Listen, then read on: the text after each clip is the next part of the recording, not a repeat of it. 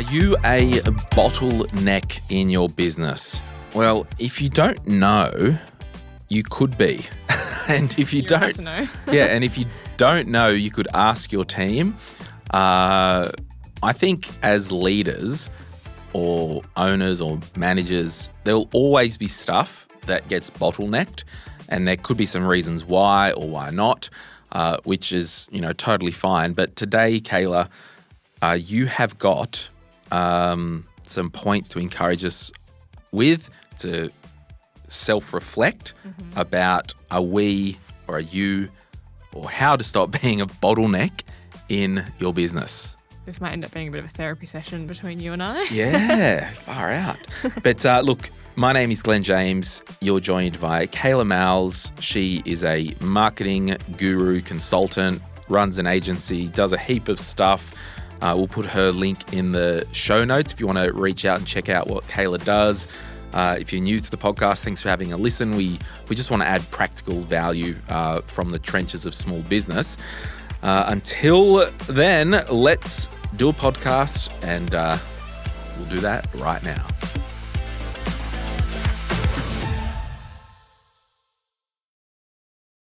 All right, Kayla, talk to me. So let's get into knowing when you're the bottleneck in the business. Okay. So I have been a bottleneck in my own business before. I know people who are bottlenecks in their business, and I've had this discussion many times. So are you constantly getting follow-ups in your emails and notifications? Glen James, are you getting follow-ups all the time? Are you the bottleneck in your business? Well, what I've done, I don't know if they'll say it, but just at this, when we start, I put in our Slack chat, I said, can anyone think off the top of their head, am I a bottleneck in the business? If yes, what am I bottlenecking? So maybe in the next 15 minutes, they might respond. They might not sure. So I don't know. I think there are going to be things that you in your role will actually have to be the bottleneck. Yes. And that could be a strategic decision. Yep.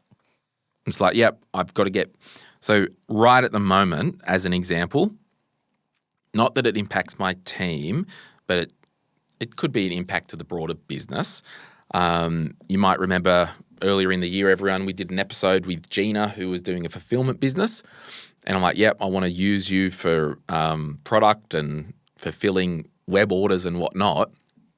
So that's a bottleneck. It's on me at the moment. And no one in my team can really help. Well, they probably could. But I was going to say, yeah. Yeah, and that's the thing. However, I'm just very careful about, I don't know, if Sean, for example, is editing a podcast, I'm not going to be like, oh, Sean, can you order these books? Like, it's just not in his not a core business. Core part of his role. Yep. And it was something that I wanted to talk to the publisher, order books on wholesale. I wanted to get T-shirts. So I had to organize some stuff. So by nature, it's a bottleneck because I'm doing it and I know it's stopped.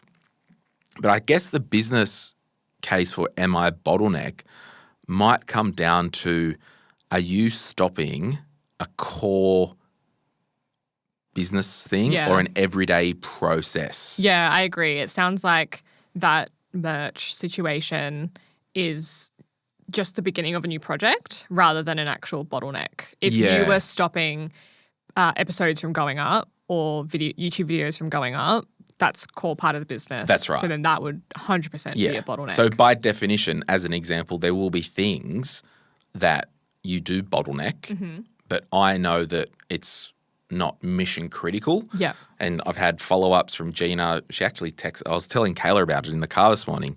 She texted me before, I was like, hey, when can we do this? I'm like, far out. It's just like... Yeah, you're being a bottleneck for Gina. That's right. Not the business. And I don't mind being a bottleneck for external companies on the proviso that I'm not literally wasting their time and all that stuff. But so I don't know. I think there probably is. What about you? Yeah, I think in my business, there is a level, it's probably not a bottleneck. I'm probably the filter. Right. Of if I speak to a client, I have a meeting with a client and there's action items, I need to filter all the jargon that was happened in that meeting and delegate tasks to my team. So that's more of a filter than a bottleneck, but it can turn into a bottleneck if I don't get my processes sorted and I'm sitting on all of these notes from a meeting for 2 weeks and my team don't have the tasks yet. And it's probably a bit of a dance with, if it's a task that you've got to do over and over again, it needs to be automated. And systemated. Yeah. It's simple as that. And I think there's also in your team and as a business owner and a leader, there is an element of trust. So, for example, we've just really overhauled a heap of stuff in the business. Like, you've been on this journey. We tried all this Instagram stuff with you and Luke last year, and it just like it wasn't working as part of the business strategy. So I'm like, nah, we try something, didn't work, try something else. We've been playing around with YouTube, for example, and doing some shorts, linking them to clips, then clips go to the full episodes and all that. And Jess is like, oh, let me have a bit of a play, because she's in the session file after it gets edited, and she'll highlight some clips, and then Josh will edit it out. Or she will do it with Opus or something like that. Have you heard of Opus? Yeah, the AI. Yeah, it's okay, I guess. Anyway, so at the start of the process, I said, oh, look, do a few, let me have a look. Because, it's a reel of me. I want to make sure that it lands or whatever. Yep. And I'm just curious, it's a new process. So me, I was like, yep. I think the first couple of weeks, she said, oh, I've done these 5, check them. Yep. Now, there's a decision that needs to be made. Me as the leader, the manager, or whatever, insert your role here, at what point do you let go and trust, or control and micro and clog? Yeah. And it's at the point now, it's like, yep, I want to see the first handful just to get a vibe. Yeah. Go for it. I don't care. Yeah. Because I know it's public anyway. And I don't know, because that could turn into a bottleneck. Oh, for sure. That could definitely turn into a bottleneck if there's all these videos in your inbox waiting there to get approved and nothing is going up. And there are ways, I guess, to mitigate the bottleneck, or at least reduce the time that it takes to get these tasks done. If I don't respond by this date or whatever, or if you're still waiting on me, just post it. Because the Reels, for example, or YouTube Shorts, it's like a pretty low risk activity. If something, you can just delete it. Versus maybe there's a paid partnership. That is a bigger business activity with more risk. So that is worth waiting for your approval for. What other ways can you know, or people could know that they are a bottleneck, other than people constantly following them up? I think if you feel like that you're working all day, you're chained to your desk or wherever your work is, but you're not actually achieving anything.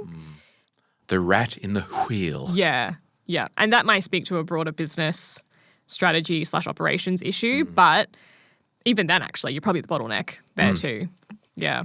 I think it's self-awareness, isn't it? Because there is a dance. Like, I've dealt with businesses, and I think for me, yes, I'm probably a recovering control freak a little bit. And there's a couple of reasons for it. One, it's probably in my nature. But 2, when I was a licensed financial advisor, you would have power planners help with the statement of advice, like the financial advisor document. And then my name goes on the front of that. Yeah. That's what I was going to say. If it's your business, you're the face. So at the end of the day, the liability, the buck, everything stopped with me. So as much as I had a team involved, if I'm signing something, I need to actually read it and make sure I'm happy with it. Now, you could be like, oh, I just don't want a bottleneck. Well, it's like, well, this is a high-risk thing for you to take your hands off the wheel. Yeah. You need to have a system, because you could get hung out to dry from a genuine mistake that someone else made that you didn't pick up on. Yeah. And there is a balance between trusting your team and not, I guess, taking the responsibility for your business as well. Like, it is, you do have to toe the line of both. Yeah. What else? If you can't meet deadlines, or if you're struggling to keep up with the amount of work that's coming through, then